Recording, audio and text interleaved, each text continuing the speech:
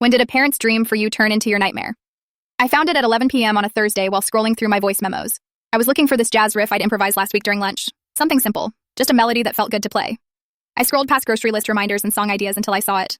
A recording from 3 days ago, 47 minutes long. I didn't remember recording anything that long. My thumb hovered over the play button, then I hit it. The first thing I heard was the metronome, that mechanical clicking I'd grown to hate. Then my own playing, the same 16 measures of Chopin I'd been drilling for weeks, over and over. Then I heard her voice. You're useless. The neighbor's daughter is 12 and she can play this. You're 15 and you fumble like a toddler. My stomach dropped. I turned the volume down fast even though I was alone in my room. Even though my door was closed. I kept listening.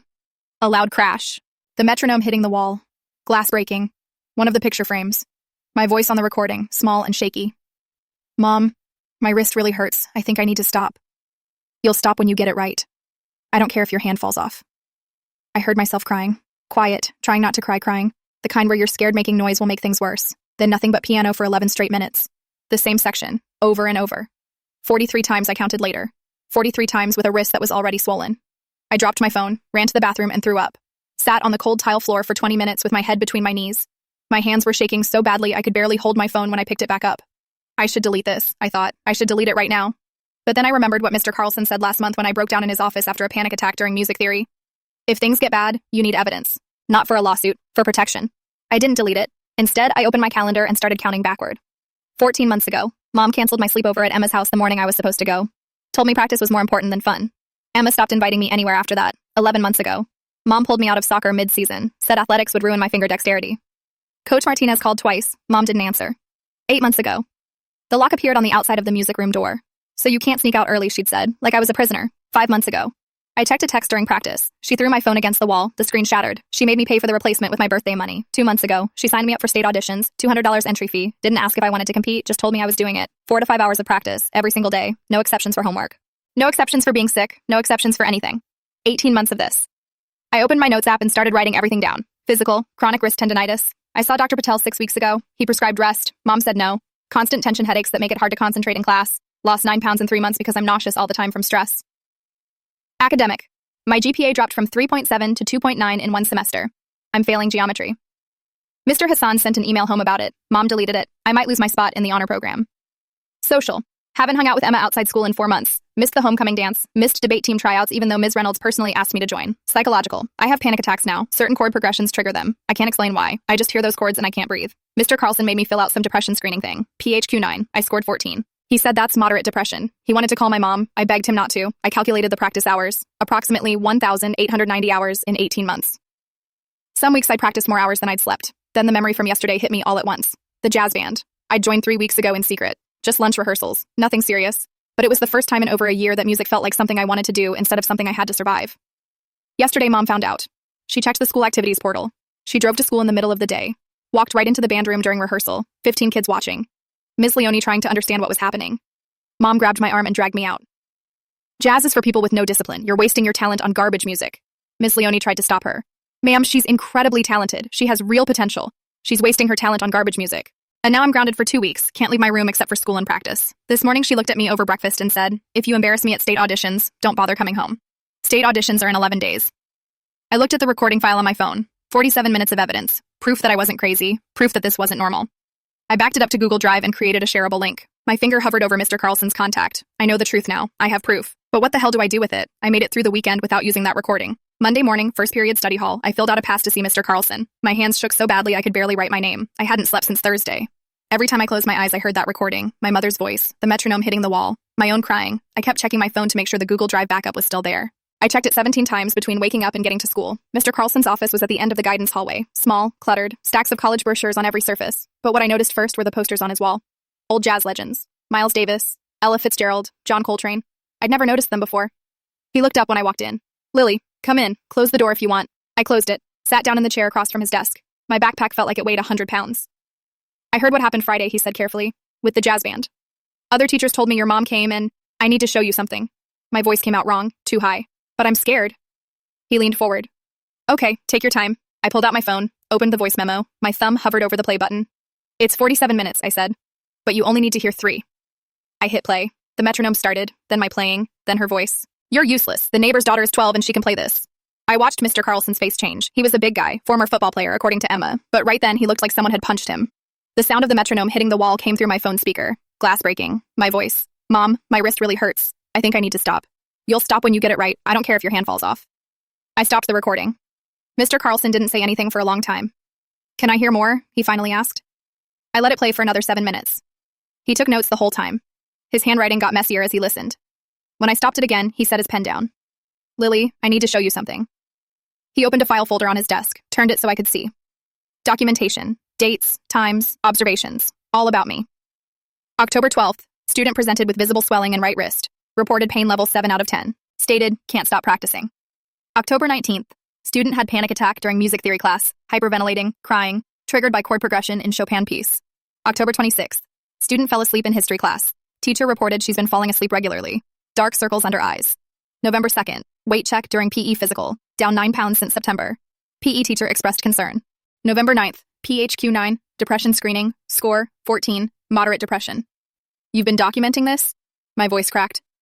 For 7 weeks, he said. Since you first came to me about the panic attacks. I'm a mandatory reporter, Lily. I should have filed a report then. I should have done this sooner. He was a former music teacher. Emma told me that once. He quit because he got burned out watching talented kids get destroyed by pressure, by parents who treated their children like trophies instead of people.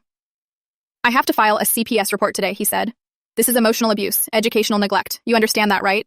The panic hit me all at once. She'll kill me. You don't understand. She'll say I'm lying. She'll say I manipulated the recording. That's why we have evidence, he interrupted. You're not alone in this anymore.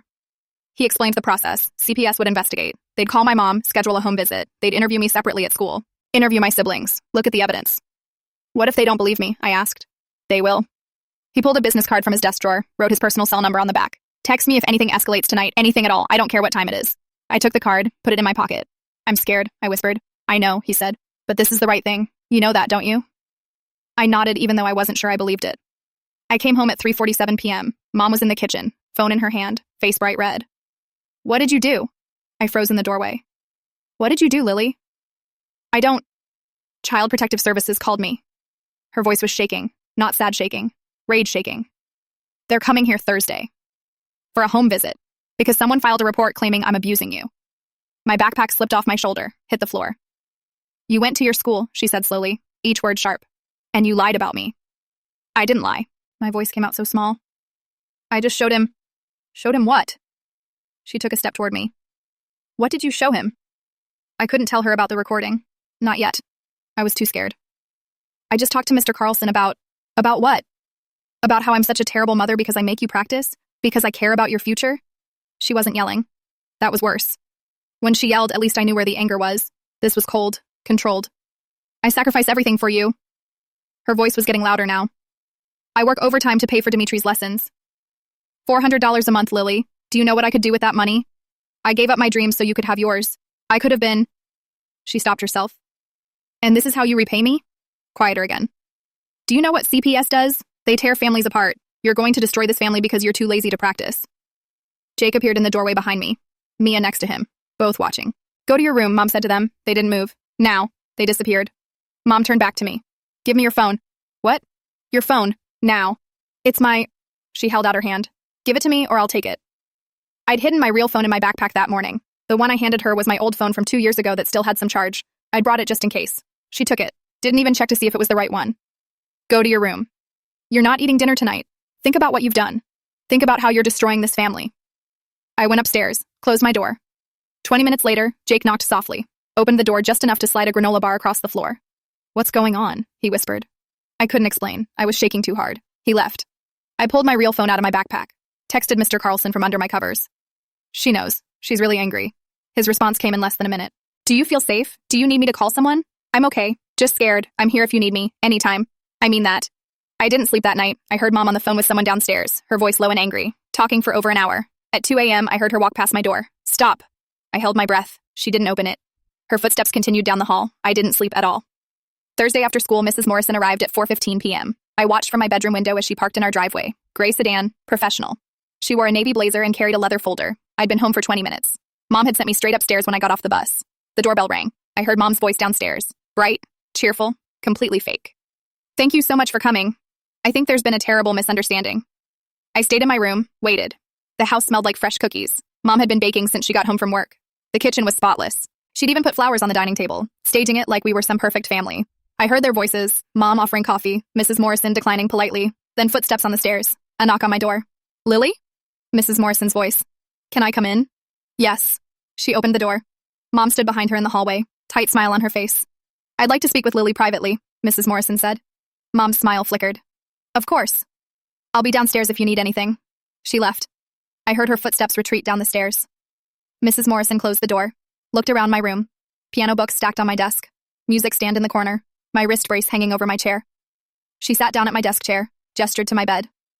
Have a seat. Get comfortable. I sat. Tell me what's been happening, she said. Take your time. There's no rush. My hands were shaking. I pulled out my phone. Can I show you something? Of course.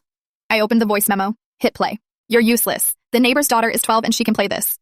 Mrs. Morrison's expression didn't change, but her pen moved faster across her notepad. I let it play for 10 minutes. The metronome hitting the wall, glass breaking, my crying. The same piano section over and over for 11 minutes straight. When I stopped it, Mrs. Morrison looked at me. Can you send that to my email? I nodded, sent it right there. She photographed my wrist, made me hold it up. Turn it. The swelling had gone down some, but the bruising was still visible. Purple and yellow. Not from hitting. From repetition, from injury ignored. How long has your wrist been like this? 6 weeks. I saw a doctor. He said I need to rest. Mom said no. Mrs. Morrison wrote that down. Can I see any text messages from your mother? I showed her the screenshot. If you embarrass me at state auditions, don't bother coming home. She photographed it. Then she asked about school, friends, sleep, food. How many hours do you sleep on average? Maybe 4, 5 on good nights. When did you last hang out with a friend outside of school? 4 months ago. Do you feel safe in this house? I started crying. Couldn't help it. I just want to play music because I love it, not because I'm scared. Mrs. Morrison handed me a tissue. Waited until I calmed down. I need to speak with your siblings briefly, then I'll talk to your mother. She interviewed Jake in his room. 3 minutes, then Mia in hers. 5 minutes. I heard Mia crying through the wall. She was 11. She didn't understand what was happening. Finally, Mrs. Morrison went back downstairs. I crept to the top of the stairs, listened. Mom's voice. Defensive but controlled. Music requires discipline. Her piano teacher agrees. Mr. Dimitri has trained competition winners for 30 years. Lily is talented, but she's lazy. Sometimes I lose my temper, yes, but I've never hit her. Emotional abuse doesn't require physical violence, Mrs. Morrison said. Silence, then Mom again. Harder now. I'm not abusive. I'm a dedicated parent. I gave up my scholarship, my entire career, so my daughter could have opportunities I never had. If caring about her future makes me abusive, then I guess every parent who pushes their child is abusive. There's a difference between encouragement and control. You don't understand. You're not a musician. Excellence requires sacrifice. Sacrifice shouldn't include your daughter's physical and mental health. I heard papers shuffling, Mrs. Morrison explaining next steps. Requirements, investigation timeline. Mom didn't argue anymore. Mrs. Morrison left 20 minutes later. I heard the door close. Mom's footsteps in the kitchen. The sound of plates being thrown into the sink. Not breaking. Just loud enough to know she was angry. She didn't call me downstairs. I stayed in my room until Jake knocked on my door after dinner. Mom said you can come down and eat now. I wasn't hungry, but I went downstairs anyway. Mom was sitting at the kitchen table, staring at nothing. She looked at me when I walked in.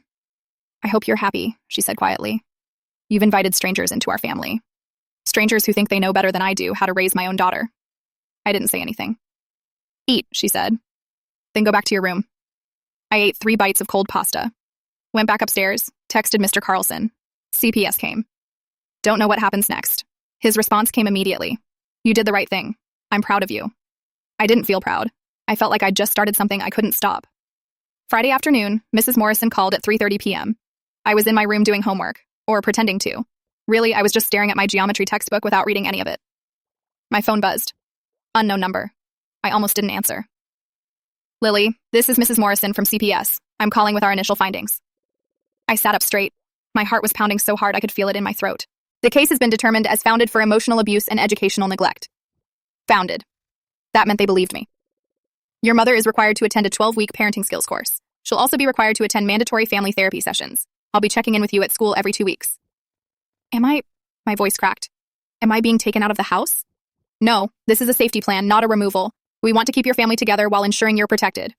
Relief and terror hit me at the same time. Mr. Carlson will continue checking in with you twice weekly as your mandatory reporter contact. I'm also giving you my direct line. She gave me the number. I wrote it on my hand. If anything escalates, you call me immediately, day or night. Okay. Your mother will receive official documentation today outlining all requirements. Do you have any questions? I had 1,000 questions. I asked none of them. No. You did the right thing, Lily. Remember that. She hung up. I sat there holding my phone. They believed me. CPS believed me, but I wasn't being taken out. I had to stay here, with her. That evening, a CPS letter arrived, certified mail. Mom had to sign for it. I heard her rip it open in the kitchen, heard papers rustling, then nothing. Silence for 10 minutes. At dinner, she served Jake, then Mia, then herself, skipped right past me. Mom, Jake said carefully. If you're being abused, Mom said without looking at me, you shouldn't eat your abuser's food. Mom, that's not fair. Stay out of this, Jake. Mia was crying quietly. She was 11. She didn't understand what was happening, just knew that something was very wrong. I got up, went back to my room, wasn't hungry anyway. An hour later, Mom knocked on my door, walked in without waiting for an answer. She sat down on my desk chair. I stayed on my bed. You've made your choice, she said. Her voice was completely calm. That scared me more than yelling. You want the government involved in our family? Fine, but understand this. She leaned forward. Every therapy session, every check-in, every report, it's all going in a file. CPS will close your case eventually. They always do. And when you turn 18, you're on your own. No college fund, no help with applications, nothing. I'm not finished. Still calm, still cold. Here's your new schedule. 6 hours of practice daily. You need to make up for lost time. The CPS plan says I have to take parenting classes. It says we have to do therapy. It doesn't say anything about how many hours you practice. That's my decision as your parent. She stood up. If you want to call Mrs. Morrison and tell her I'm making you practice piano, go ahead. See what she says. Because forcing you to develop your talent isn't illegal, Lily. It's called parenting. She walked to my door, stopped. State auditions are in 6 days. You'll be ready, whether you want to be or not. She left. I grabbed my phone, texted Mr. Carlson with shaking hands. She's making me practice 6 hours now instead of 4 to 5. Says CPS can't stop her. Is that true? His response took 3 minutes. Technically, yes. CPS can't dictate practice schedules unless there's physical harm. Document everything. Keep me updated. I stared at my phone. The CPS report didn't help. It made things worse. Mom was just being more careful now, more calculated. The punishment hadn't stopped. It had just changed forms. And in 6 days, I had to perform at state auditions, or face whatever came after. The weekend after the CPS visit, I spent 6 hours at the piano. My wrist felt like someone was driving nails through it. Saturday night, 9 p.m., I was alone in my room. Mom had finally let me stop practicing. My right hand was shaking so badly I couldn't hold a pen. I texted Mr. Carlson. It's worse now. She's making me practice more. She says CPS can't stop her from parenting. My phone rang 30 seconds later. I grabbed my earbuds, plugged them in, answered. Lily. His voice was careful. Are you somewhere you can talk? Yeah, door's closed. Here's the reality. CPS sees the increased practice hours, but unless there's physical harm or you're being kept from school, their hands are tied. We need more documentation. I looked at my wrist. The bruising was darker now, purple spreading into yellow at the edges. What kind of documentation? Everything. Daily log of practice hours, any verbal abuse, physical symptoms, take photos of your wrist every day, screenshot any threatening texts, keep your recording app ready but hidden. He paused. Your dad told me about your Aunt Maya. His sister. Have you talked to her? Not in like a year. She called me yesterday. Gave me permission to share her number with you. She wants to help. That night, Aunt Maya called at 10:15 p.m. I almost didn't answer. Didn't know what to say to her. Lily? Her voice was warm. Familiar even though I barely remembered it. Your dad told me what's happening. I'm so sorry I didn't see it sooner. It's okay. It's not okay. But we're going to fix it. She explained the plan, a code system. If I texted her, I'm tired, it meant things were bad but manageable. If I texted, I can't sleep, it meant I needed help immediately. My guest room is always ready, she said. If you need to leave, I'll come get you. 2 hours. That's all it takes me to get there. Mom would never let me.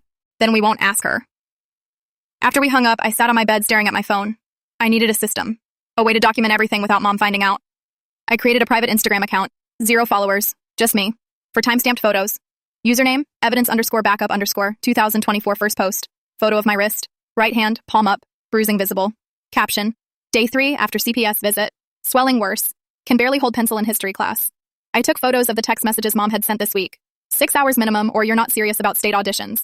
If Mrs. Morrison asks, tell her everything is fine. You brought this on yourself. I screenshotted them all. Posted them to the private account. Started a daily log in my notes app. Saturday, November 18th. Practice. 6 hours, 15 minutes. Breaks. 2 10-minute bathroom breaks. Verbal abuse. You're getting slower. The neighbor's daughter would be ashamed to play like this. Physical symptoms. Wrist pain. 8 out of 10. Nausea. Headache. Sleep, 4 hours, woke up at 3 a.m., couldn't fall back asleep. I set an alarm to update it every night at 10 p.m. Mr. Carlson texted again. One more thing, keep that recording app accessible. If she escalates, record it, but be smart about it. Don't let her catch you. I moved the voice memos app to my home screen. Turned off the notification that showed when recording was active. Sunday morning, Jake knocked on my door while Mom was at the grocery store. What's going on with you and Mom? It's complicated. Mia's scared. She thinks you're leaving. I'm not leaving. Are you okay? I showed him my wrist. His face went pale. Jesus, Lily. Don't tell her I showed you. He left without saying anything else. That afternoon, I got a text from a number I didn't recognize. This is Aunt Maya, same number I called from. Save it, delete this message after. Be safe. I saved her contact as study group in case Mom checked my phone. Deleted the message. Monday at school, I started carrying my phone everywhere, even to the bathroom, even to lunch. I wasn't taking chances anymore. This was war now, and I needed ammunition. Monday at school, Ms. Leone caught me after English class. Lily, can I talk to you for a second? I froze, thought I was in trouble for something. She walked me a few steps away from the other students, kept her voice low. I heard what happened. With CPS. With your mom. She looked uncomfortable. I should have said something sooner. When I saw her drag you out of rehearsal like that, I should have done something. It's not your fault. The music room is open during lunch, she said. Every day. If you ever need somewhere to just breathe. No questions asked. I didn't know what to say. You don't have to play, she added quickly. You don't have to do anything. Just somewhere that's not a classroom or the cafeteria. Okay, thank you. The next day I went. The music room was empty except for Miss Leone at her desk grading papers. She looked up when I walked in, nodded, went back to grading. I sat at the piano. Didn't play. Just sat there. My hands rested on the keys. Not pressing down, just touching them. Ms. Leone didn't say anything. Didn't ask if I was okay. Just let me be. After 10 minutes, I played a single chord. C major, let it ring out. Then I left. Wednesday, I came back. Played a little more, nothing structured. Just improvising. Quiet melodies that didn't sound like anything Mom would recognize. Ms. Leone never looked up from her work. But once, she nodded slightly when I played something she liked. It was the first time in months that piano felt like mine. That same week, Emma cornered me in the cafeteria. I'd been avoiding her, too ashamed to explain why I'd disappeared from her life. My mom saw your mom at the grocery store, Emma said, sitting down across from me without asking. Your mom told her you were going through a rebellious phase. That's bullshit, isn't it? I stared at my lunch tray. Lily, what's actually going on? I broke. Told her some of it. Not the recording, not the full extent. Just enough. The practice hours, the pressure, CPS getting involved. Why didn't you tell me? Emma's voice cracked. I thought you just didn't want to hang out anymore. I thought I did something wrong. It wasn't you. I just couldn't. You could have told me. I was embarrassed. Emma grabbed my hand across the table. My house, anytime. My mom already said, no questions asked. That night, Emma's mom texted me. Emma told me what's happening. You're welcome here anytime. Our door is always open. I saved her number, added it to the list of people I could call. The network was growing. Mr. Carlson checking in twice a week. Aunt Maya texting every night with coded messages. Miss Leone giving me sanctuary during lunch. Emma's family offering an escape route. But with every person who knew, my fear grew. What if Mom found out? What if she saw these texts? What if she knew I was building something she couldn't control? I started living two lives. At home, I was the compliant daughter. Practiced 6 hours, didn't argue, ate dinner in silence, went to my room. At school, I was building an army. Friday afternoon, Mr. Carlson pulled me aside after our check-in. You're doing good, Lily. Building a support system, that's smart. I'm scared she'll find out. Then we stay careful. Delete texts, use codes, keep your evidence somewhere she can't access. What if it's not enough? It will be, he said. We just have to be patient. But patience felt impossible when I went home every day to 6 hours at a piano and a mother who looked at me like I'd betrayed her. Saturday, Aunt Maya called while Mom was out running errands. How are you holding up? I'm tired. Code for things are bad but manageable. Okay, but if that changes, I know. I can't sleep. That's the code. 2 hours, Lily. That's all it takes me to get there. I believed her, but I also knew leaving would mean war, and I wasn't ready for that yet. Not until after state auditions. 5 days away. Wednesday evening, week 3, Mom went through my backpack while I was in the bathroom. I came back to my room, and she was standing there holding the CPS safety plan printout.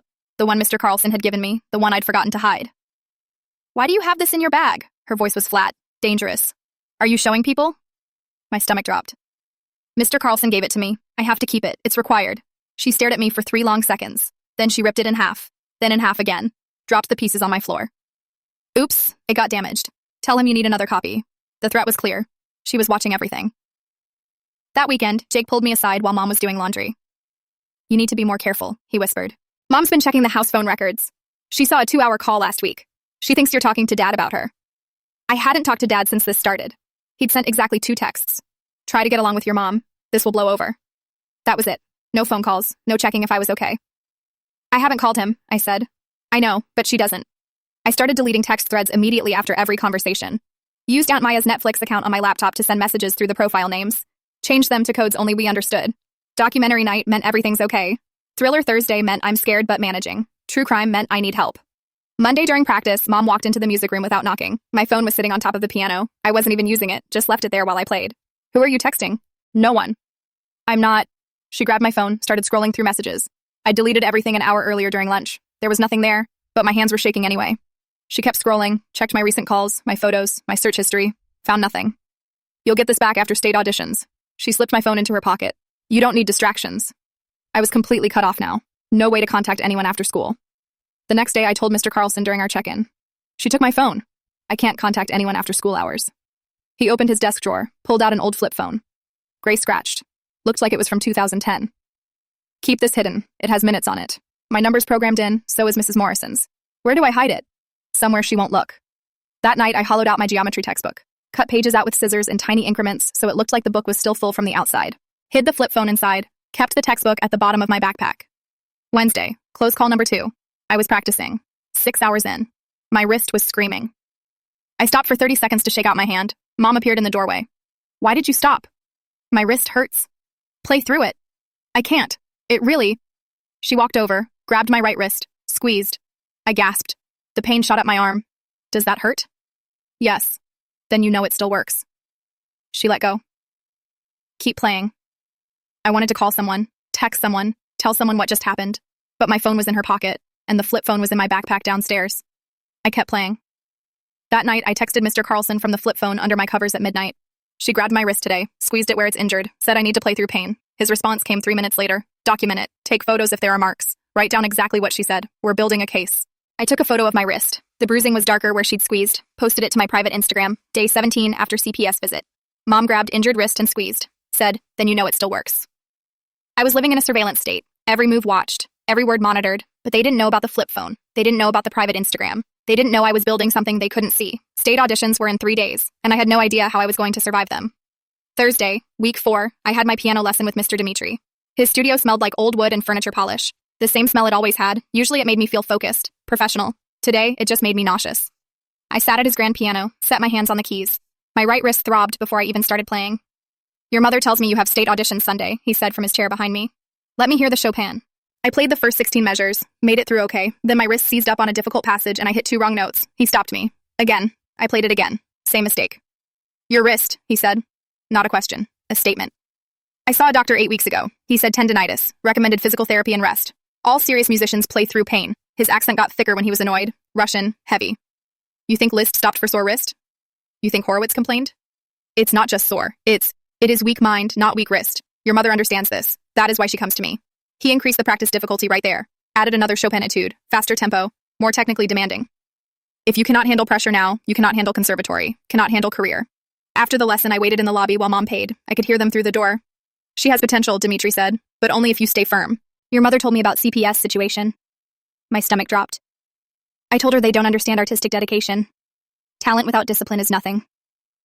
Thank you. Mom's voice was grateful, validated. Everyone thinks I'm crazy, but you understand. State audition will prove them all wrong. She will place top 3 if she follows my regimen, I guarantee. I realized something sitting there in that lobby with its uncomfortable chairs and old piano competition posters. Dimitri wasn't just enabling Mom, he was actively undermining my safety. That night at dinner, Mom made an announcement. Starting tomorrow, you'll have daily video practice sessions with Mr. Dimitri. To ensure quality. What? He'll call at 5:30 every evening. You'll play for him for 30 minutes. He'll give corrections. This continues until after state auditions. Someone would always be watching now. I couldn't take breaks, couldn't cry, couldn't stop even when my wrist screamed. Week 5 started, and I was falling apart. 6 hours became 7. Mom added an extra hour for perfection. My GPA dropped to 2.7. Mr. Hassan sent another email about failing geometry. Mom deleted it again. I weighed myself in the gym locker room, 98 pounds.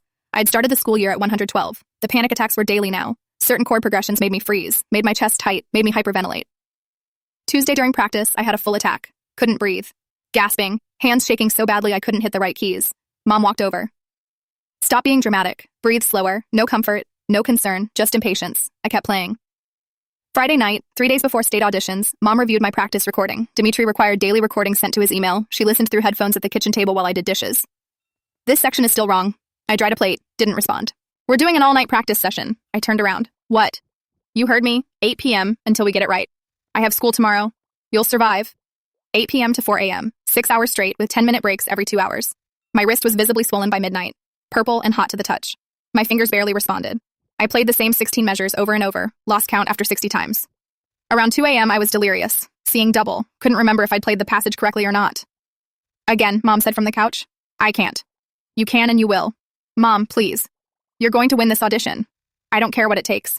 At 4 a.m., she finally let me stop. Go to bed. 2.5 hours until school. I crawled upstairs, collapsed onto my bed fully clothed. My wrist felt like someone had taken a hammer to it. As I passed out from exhaustion, one thought went through my head. This is going to kill me before I ever make it to that audition. Monday morning, 2 days before state auditions, I barely made it through first period. I fell asleep in history class. Mr. Peterson had to shake my shoulder to wake me up. Lily, are you okay? Didn't sleep well. I'm fine. I wasn't fine. At lunch, I went straight to Miss Leone's music room, collapsed on the couch in her office. She found me 10 minutes later, asleep, curled up, shoes still on. Lily. She shook me gently. Hey, wake up. I opened my eyes. Everything felt foggy. I can't do this anymore. The words came out before I could stop them. The audition is Wednesday. She made me practice all night Friday, 8 p.m. to 4 a.m. Miss Leone's face went pale. Show me your wrist. I held it up, swollen, purple bruising spreading across the bone, visibly trembling even when I tried to hold it still. This is a medical emergency. You need to see the nurse right now.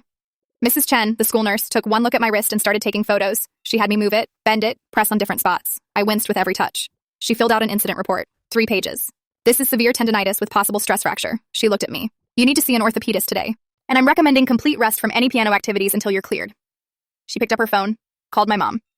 Mrs. Patterson, Lily needs to see a doctor today. I'm recommending she not participate in any piano activities until cleared by an orthopedist. I could hear Mom's voice through the phone, sharp, defensive. She's fine. She's been practicing for an important audition. A little soreness is normal. Mrs. Chen's jaw tightened. This isn't soreness. This is an overuse injury. If she continues, she could have permanent damage. Mom hung up. 20 minutes later, she showed up at school. Never once had she picked me up early. Not when I had the flu, not when I sprained my ankle in PE, but now she was here. Mrs. Chen tried to talk to her in the hallway. I heard their voices. Mom's getting louder. Then Mom appeared in the nurse's office doorway. Let's go. In the car, she didn't look at me. You went to the nurse? You're trying to get out of the audition. My wrist really hurts. The nurse said, the nurse isn't a doctor. We'll see Dr. Patel tonight. He'll tell you you're fine. 6 p.m. appointment. Dr. Patel had known me since I was 7. He examined my wrist, ordered x-rays, came back 15 minutes later with the films. She has an early stress fracture forming here. He pointed to a spot on the bone. She needs 3 to 4 weeks complete rest. No piano, no weight-bearing activities with that hand. If she continues, the fracture will worsen and may require surgery. Mom leaned forward in her chair. She has a major audition in 2 days. Can she do the audition and then rest? Dr. Patel looked at her like she'd suggested something insane. Absolutely not. I'm writing a medical excuse. She cannot perform. He wrote the note, handed it to Mom. She took it, said nothing. In the car on the way home, she was completely silent. At home, I went straight to my room. 10 minutes later, I went downstairs to get water. Saw the medical note in the kitchen trash, ripped into 4 pieces. Mom walked in behind me. You're doing the audition. This is all in your head.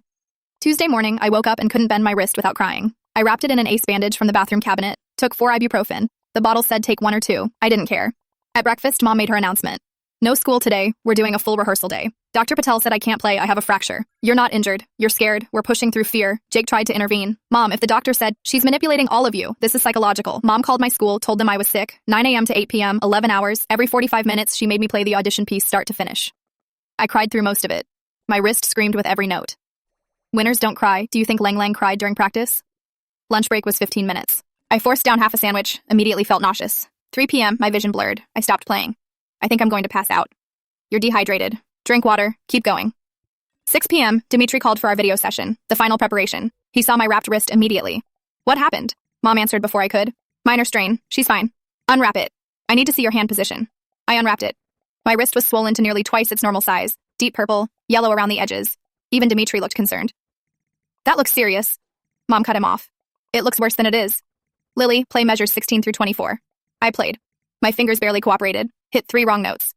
Dimitri shifted in his chair, uncomfortable. Maybe we should postpone the audition. She's ready. Mom's voice went hard. We've invested too much to quit now. After Dimitri hung up, Mom made me practice until 11 p.m. You played badly for Dimitri. You embarrassed me. We're fixing every mistake.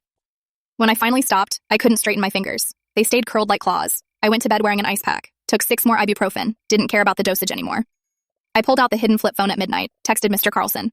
I can't sleep. Emergency code. His response came in 2 minutes. What's happening? Audition tomorrow. Wrist fractured. She won't let me withdraw. I don't know what to do. I'm calling Mrs. Morrison first thing tomorrow. Can you make it through tonight safely? Yes. I'm just scared. I'm here. You're not alone. I didn't sleep that night. Lay there with ice on my wrist, staring at the ceiling, counting hours until the audition. 24 hours. Then this would be over, one way or another. Wednesday morning, 6 a.m., Mom shook me awake. Light practice. 1 hour, then we leave early for parking. I sat at the piano, tried to play. My fingers wouldn't work right. I'd taken so much ibuprofen, my stomach burned like I'd swallowed fire. Mom saw me hesitate. Play. I played. Every note was agony shooting up my arm. At school during morning break, Mr. Carlson pulled me aside. I called Mrs. Morrison at 7 this morning. She's trying to reach your mom. Mrs. Morrison had called 4 times. Mom ignored every single one. Left voicemails. We need to discuss Lily's medical situation. Please call back. Mom wasn't answering because she knew exactly what Mrs. Morrison would say. 11 a.m. I got pulled out of geometry. Mrs. Morrison was at school, principal's office, Mrs. Morrison, Mr. Carlson, me, Vice Principal Herrera, the one who'd avoided this whole thing before. Your mother won't answer. Tell me what's happening. I held up my wrist. Mrs. Morrison's jaw tightened. You have a doctor's note saying you can't play? Mom ripped it up. Mrs. Morrison turned to Herrera. Call her mother right now. Tell her Lily is not attending this audition. CPS is issuing an educational neglect addendum. Herrera looked uncomfortable. She knew she'd screwed up before. I'll call now. She dialed, put it on speaker. Mom answered immediately. Mrs. Patterson, CPS is here. They're instructing that Lily cannot attend the audition due to medical concerns. You can't do this? Mom's voice was razor sharp. We paid $200. She's prepared. Mrs. Morrison took the phone. Mrs. Patterson, forcing an injured child to perform is medical neglect. If you take her to that audition, I will meet you there with police. Silence. Then Mom's voice, cold. Fine, I'll pick her up. Lily goes home on the bus, normal schedule. Mrs. Morrison hung up. That afternoon, I took the bus home for the first time in weeks. Mom always picked me up, controlled my schedule down to the minute. But today, Mrs. Morrison said normal schedule, so I rode the bus. I was terrified of what was waiting. Got home at 3:45, walked through the front door. Mom was sitting at the kitchen table, completely still, staring at nothing. She didn't look at me when I came in, didn't say a word. 10 minutes of silence. Finally, she spoke. Go to your room. I went upstairs, closed my door, waited. An hour later, the doorbell rang. I heard voices downstairs. Mrs. Morrison was back, and a man's voice I didn't recognize. Mom was forced to let them in.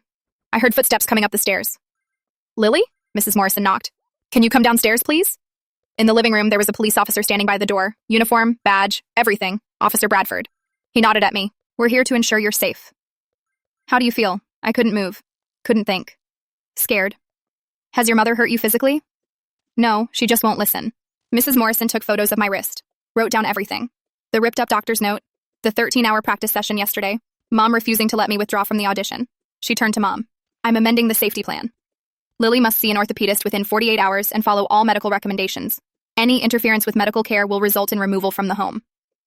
Mom's voice was tight. Understood. After they left, Mom didn't yell. She sat me down at the kitchen table. You've destroyed my reputation. The neighbors saw CPS here with a cop. Do you know what people think now? I stared at the table. I gave up everything for you. Her voice was shaking. My scholarship, my career, my dreams. I poured thousands of dollars into your lessons. And this is how you repay me? By humiliating me? Something inside me snapped. You gave up your dreams, so you're forcing yours on me. That's not love. The slap came out of nowhere. My face exploded with pain. I froze. Mom's hand flew to her mouth. Her eyes went wide. I didn't mean to. You made me.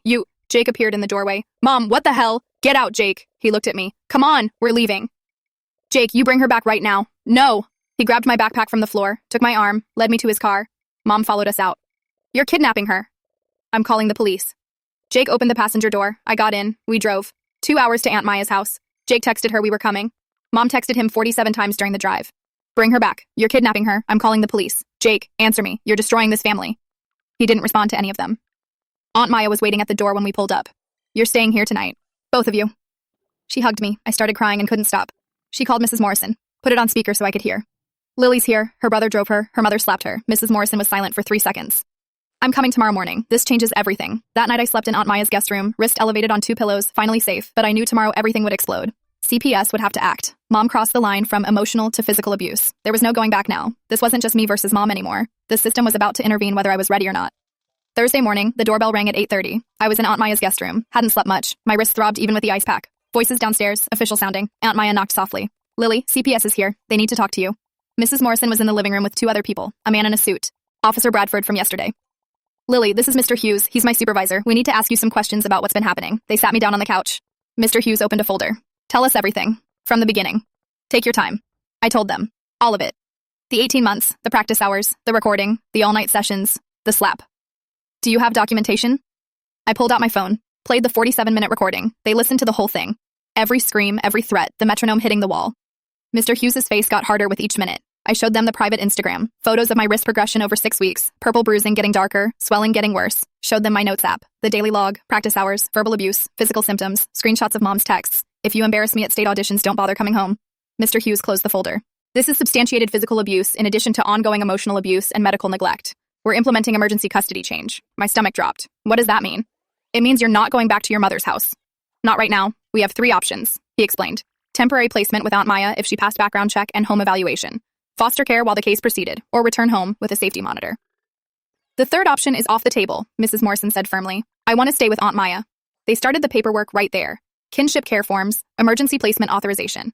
Officer Bradford looked at me. We need to get your belongings from your mother's house. I'll escort you. The drive back felt surreal. Just left 14 hours ago. Now I was going back with a police officer. Mom was waiting. A man in a suit stood next to her. She'd called a lawyer. The lawyer started talking immediately. A single incident of discipline doesn't constitute abuse, Mrs. Morrison cut him off. It's not a single incident. It's the culmination of 18 months of documented abuse. Mom looked at me. Her eyes were red, like she'd been crying. Tell them this is a misunderstanding. Tell them you want to come home. My voice shook, but I got the words out. I don't want to come home. I'm staying with Aunt Maya. Mom's face crumbled. You're choosing them over me? I'm choosing safety. She made a sound like something broke inside her. The lawyer put his hand on her arm, said something quiet. Officer Bradford went upstairs with me, helped me pack, clothes, school books, my laptop. I saw the piano through the music room door. Didn't go in. 15 minutes later, we were done. Mom was sitting on the couch, staring at nothing. I walked past her with my bags. She didn't look up. In the car, Officer Bradford glanced at me in the rearview mirror. You did the right thing. I didn't feel like I'd done the right thing. I felt like I'd just destroyed my entire family. By Friday, everyone at school knew. Small town, word travels fast. I walked into first period and felt every eye on me. Emma met me at my locker before lunch. Sit with us today. She introduced me to 3 other girls, Jenna, Sophia, Rachel. They smiled like they actually meant it. We heard what happened, Jenna said. That's really brave. I didn't feel brave. In the hallway between classes, I heard whispers. Did you hear she got her mom arrested? Not true, no arrest. But rumors don't care about facts. My mom says parents have the right to push their kids. That one hurt more. Some teachers looked at me differently too. Most were supportive. A few seemed skeptical, like maybe I was exaggerating, like maybe mom was right about high standards. Vice Principal Herrera made an announcement in the faculty meeting. Mr. Carlson told me about it later. We failed to act soon enough. This cannot happen again. Mr. Carlson got a formal commendation from the district, exemplary mandatory reporting. He pulled me aside after school. I should have done more sooner. I'm sorry. You saved me. I could have saved you months earlier. Ms. Leone approached me in the hallway Friday afternoon. Jazz band performs next month. We'd love to have you. No pressure. Only if music still feels good. I didn't know if music would ever feel good again. Saturday morning, Aunt Maya's phone rang. She looked at the caller ID, handed me the phone. It's someone named Dimitri. Do you want to talk to him? I almost said no, but I took it. Lily, I heard what happened. I'm sorry. I didn't realize how serious things were. You told my mom to be stricter. You said talent without discipline is nothing. I meant in the context of healthy boundaries. You knew I was hurt. You saw my wrist on that video call. You told me to push through pain. Silence on the other end. I've been teaching for 30 years. I've trained winners. I thought toughness created excellence. You thought winning was more important than my safety. I hung up. Later that day, Emma's mom stopped by Aunt Maya's house, brought cookies. Sat at the kitchen table with Aunt Maya while I was upstairs. I heard them talking through the floor vents. 3 families pulled their kids from Dimitri's studio. Word got around about what he encouraged. That night I looked him up on Yelp. New review posted yesterday, anonymous. Teacher encourages dangerous practice habits and ignores injuries. Prioritizes competition wins over student well-being. Would give 0 stars if possible. His rating dropped from 4.8 stars to 3.2. I closed my laptop. Felt nothing. Not satisfaction, not vindication, just tired. Sunday afternoon, a car pulled into Aunt Maya's driveway. I looked out the window. Dad's silver Honda. First time I'd seen him since CPS got involved. 7 weeks ago. Aunt Maya opened the door before he could knock. You're 7 weeks too late. I'm here now. She let him in.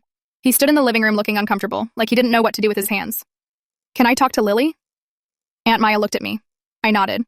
We went to the backyard, sat at the patio table. Awkward silence. I should have listened when you called crying. I thought your mom was just being intense. I didn't know it was this bad. I told you she was hurting me. You said to get through the year. He looked down at his hands. I didn't want to start another custody war. The divorce was brutal. So you chose avoiding conflict over protecting me. Silence. He didn't argue. You're right. I failed you. What can I do now? Aunt Maya came outside. Sat down with us. You can show up, consistently. She needs therapy, orthopedic follow-ups, a safe place to figure out who she is without piano. Can you help with that? I'll pay for therapy. And Lily, if you want to live with me instead of Maya. I'm staying here. Aunt Maya actually answered when I needed help. Dad flinched, but he nodded. I understand.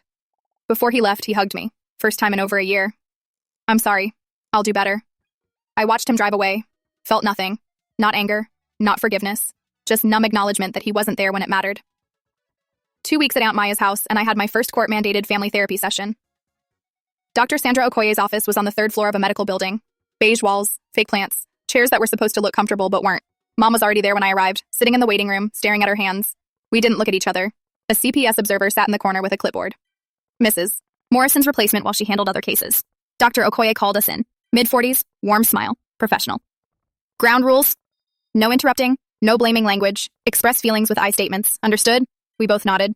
Mom cried for the first 20 minutes. I only wanted what was best for her. I lost my scholarship because of an injury. I didn't want her to lose her chance. Dr. Okoye leaned forward. Tell me about your scholarship. Mom's voice broke. Full ride to conservatory at 18. I injured my hand during my senior recital. A stagehand accidentally slammed a door on it. I lost the scholarship. Never recovered my career. She looked at me. I was as talented as Lily. Maybe more. And one accident destroyed everything. So you were trying to give Lily the career you lost? I was trying to protect her from regret, from wasting her talent. Dr. Okoye's voice stayed calm. Did you ask Lily what she wanted? Silence. Dr. Okoye turned to me. What do you want to say to your mother? My hands were shaking. I want you to love me, not my piano playing. I do love you. No. My voice came out stronger than I expected. You love the version of me that wins competitions, the version that makes you feel like you didn't fail. Mom started to argue. Dr. Okoye raised her hand. Let her finish. I'm not you. I didn't lose the scholarship. I have different dreams. I like jazz. I like improvising. I like playing with friends. I hate competitions. I hate performing for judges. I hate that piano feels like punishment now. I was crying. Couldn't stop. You took something I loved and turned it into something I'm afraid of. Mom made a sound like something broke inside her. I didn't mean to hurt you. I thought I was helping. Intent doesn't erase impact. Dr. Okoye looked at Mom. You need to understand this. Your unhealed trauma became Lily's trauma. The rest of the session she explained achievement by proxy, parents living through their children's accomplishments. Mom got homework. Write a letter to her 18-year-old self who lost the scholarship. Process that grief separately from me. My homework was simpler. Write a list of what I wanted my relationship with music to look like. Week 4. Second therapy session. Mom had done her homework, read the letter to her younger self out loud. It was raw, full of grief. She acknowledged she'd never processed losing her scholarship. I turned my daughter into a second chance I never asked if she wanted to give me. Dr. Okoye nodded. That's important insight. How do you move forward? I don't know. Mom's voice was small. I don't know how to be her mother without piano. Maybe we start with just being in the same room without expectations. Small progress. We agreed to a low-pressure visit at Aunt Maya's house. No piano, just board games. The visit happened, supervised by Aunt Maya, awkward, quiet, but no conflict. We played Scrabble for an hour. Mom won. I came in second. It was the first time we'd been in the same room without her criticizing me in months. Week 6. CPS case review hearing. Courtroom. Judge lawyers. CPS. Mom. Me with a victim advocate. The judge reviewed everything. Documented abuse, medical neglect, emergency custody change, therapy progress. Mom's lawyer argued for reunification. She's completed parenting classes. She's attending therapy. There have been no further incidents. CPS recommended I stay with Aunt Maya minimum 6 months. Supervised visits increase gradually. Continued therapy mandatory. The judge looked at me. Where do you want to live? With Aunt Maya. I'm not ready to go back. He ruled. Custody to Aunt Maya through end of school year. Reevaluate in summer. Mom gets 4-hour supervised visits every other weekend. After the hearing, Mom approached me in the courthouse hallway. I know I can't fix this quickly, but I want to try. Will you let me try? I looked at her. Really looked. For the first time, I didn't see the demanding coach. I saw a broken woman who destroyed her daughter trying to repair herself. I'll try too, but this time we do it my way. 3 months at Aunt Maya's house and supervised visits had become routine. Every other Saturday, 4 hours, community center downtown. Early visits were painful. How's school? Fine. Are you eating enough? Yes. Your wrist healing? Yes. Mom tried too hard, asked too many questions. I gave one-word answers. Aunt Maya sat in the corner reading a book, giving us space but watching. Week 5, Mom brought a photo album. I was looking through these. You were so happy. Pictures of me at 4, 5, 6, 7, before piano consumed everything, me playing soccer, finger painting, laughing with neighborhood kids at a birthday party. I forgot I used to play soccer. Mom's voice was quiet. You were good at it. I'm the one who took you out of it. First real conversation we'd had in months. My therapist asks about your therapy, Mom said carefully. We talk about rebuilding my relationship with music, if I even want one. Do you think you do? I don't know yet. Some days I want to never see a piano again. Other days I miss it. That's fair. You don't have to decide now. She didn't push, didn't suggest practice, just listened. Week 8, Mom brought a deck of cards. You remember Rummy? We used to play when I was 8, before everything got intense. We played 3 rounds. Mom was terrible, kept forgetting the rules, mixed up which cards she needed. I laughed. First time I'd laughed with her in over a year. Small, fragile, but real. Week 10, Mom brought something unexpected. Her old journal, from when she was 19, right after losing her scholarship. My therapist suggested I share this. You don't have to read it now, but when you're ready. I took it, flipped through pages. Depression, feeling worthless without piano, identity completely tied to music. One entry, 6 months after her injury. I don't know who I am if I'm not a pianist. I'm terrified of being nobody. I understood something then. Mom's entire identity collapsed at 18. Never recovered. Didn't excuse what she did, but it explained it. I never figured out who I was beyond piano, Mom said. I didn't want that for you, but I recreated it instead. Month 4 at Aunt Maya's, I started seeing Dr. Marcus, specialized in adolescent trauma. His office had soft lighting and a couch that didn't feel like a therapist's couch. First session, he said, music was weaponized against you. We're going to disarm it. He explained exposure therapy. Gradual steps, no pressure. Week 1, just sit near the piano. Don't touch it. Week 2, touch the keys, no sound. Week 3, play single notes, no melodies. Week 4, play a melody only if I wanted to. Aunt Maya had an old upright piano in the guest room. Hadn't been tuned in years. Week 1, I sat on the bench, hands in my lap. Memories hit me like a truck. Mom's voice, the metronome hitting the wall, my wrist screaming. I got up, left the room, cried in the bathroom for 20 minutes. Week 2, I touched middle C, held it down, let it ring out. No panic attack, just sadness. Week 3, I played CEG, a simple chord, then stopped, waited for punishment that didn't come. Week 4, I played 30 seconds of a jazz riff I'd improvised a year ago, before everything fell apart. It felt okay. Not joyful yet, but not traumatic. At school, Miss Leone approached me after class.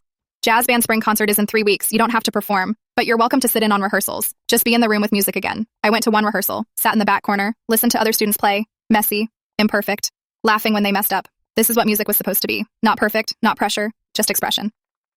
Week 2 of rehearsals, I picked up a tambourine, played along on one song. Small contribution, no spotlight, felt good. Ms. Leone came over after. That was brave. Concert day arrived. I decided I wouldn't perform, but I'd attend. Sat in the audience with Aunt Maya, Emma, Emma's mom. Watched my friends play jazz pieces. Some great, some rough, all authentic. During intermission, Miss Leone made an announcement. We have a special guest who might join us for one song if she's comfortable. My heart stopped. Lily, no pressure, but we'd love to have you play with us on Autumn Leaves. Just chords, nothing fancy. I looked at Aunt Maya. She squeezed my hand. Only if you want to. I stood up, walked on stage, sat at the piano. 70 people in the audience, including my dad. He'd actually shown up. I played. Not perfectly. Missed a chord change, came in late once. But honestly. Halfway through, I smiled. Standing ovation at the end. Not because it was perfect, because everyone there knew what it took for me to be on that stage. Month 5, Aunt Maya got a message. Dimitri wanted to apologize. In person. I didn't want to see him. Dr. Marcus suggested it anyway. You might need to say things to him you haven't said. For closure. We met at a coffee shop. Aunt Maya came with me. Dimitri looked older. Tired.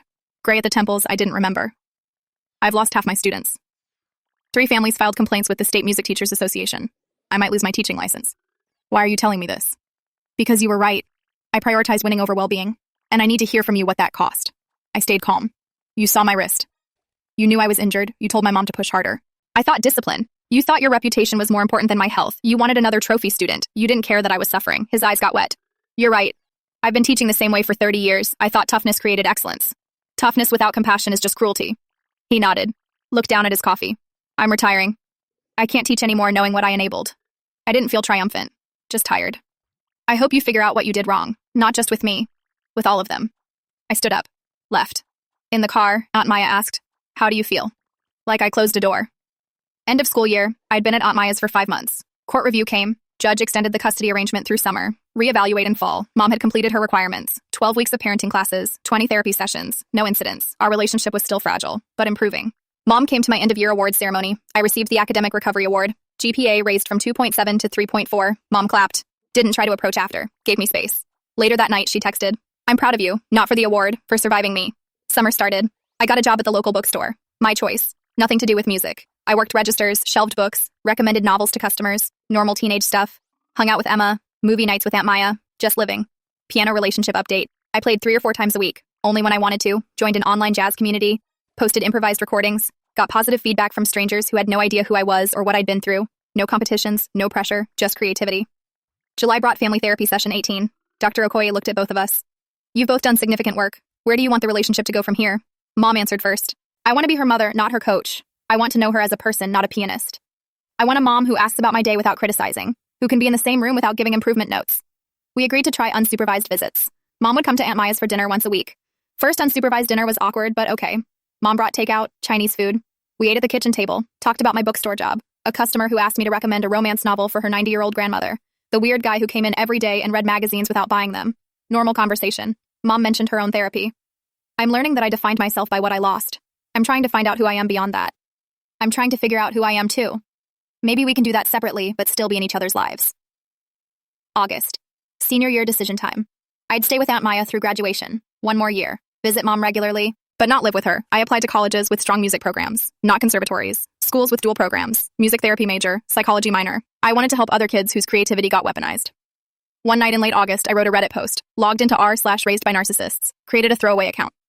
Title, How I Escaped My Mom's Stage Mom Abuse and Learned to Love Music Again. I wrote everything. The practice hours, the recording, the slap, CPS, therapy, recovery. Ended with this.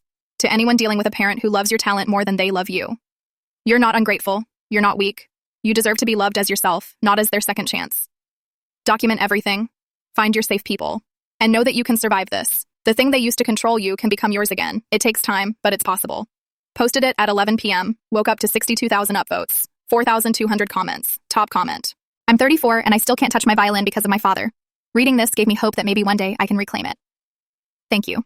I read through hundreds of comments, people sharing their own stories, parents who forced ballet until their daughters developed eating disorders, fathers who destroyed their sons' love of baseball, mothers who made art feel like punishment. I responded to some, offered what little advice I had. My story mattered, not as tragedy, as proof of resilience. I closed my laptop, went downstairs. Aunt Maya was reading on the couch. You okay? Yeah, just thinking.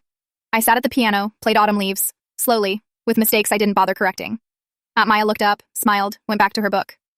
This was healing. Not perfect, not linear, but real. I wasn't fixed. Still had panic attacks sometimes. Still flinched at certain metronome tempos. But I was becoming someone separate from piano, from achievement, from mom's expectations. I was becoming myself, and that was enough. 1 year later, I'm 18 and a freshman at State University, double majoring in music therapy and psychology. Mom and I talk once a week on the phone, visit every 6 weeks. Our relationship is civil, sometimes warm, never perfect. She started painting watercolors, her therapist's idea, a creative outlet that isn't tied to me. She's not great at it, but she seems happy. Dad's more consistent now, pays for my therapy, visits once a month. We get coffee, talk about classes. It's not deep, but it's something. Jake and I are closer than we've ever been. He was there, he saw it. He understands in a way most people don't. I watch Mia carefully, making sure Mom doesn't redirect her obsession. So far, Mia does piano casually, 1 hour a week, just for fun. Mom hasn't pushed. My current life looks different than I imagined. I play piano in my dorm lounge sometimes, late at night when everyone's asleep, improvising, making it up as I go. I'm dating someone from Jazz Ensemble. Sam. They're kind. No pressure.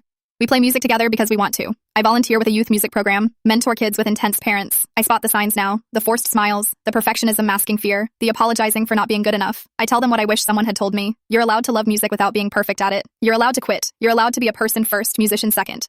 Tonight I'm at the piano in my dorm, playing Autumn Leaves, the song from my comeback concert. I play it differently now, slower, jazzier, with mistakes I don't correct. My roommate walks in. That's pretty. What is it? I smile. Something I'm learning to love again.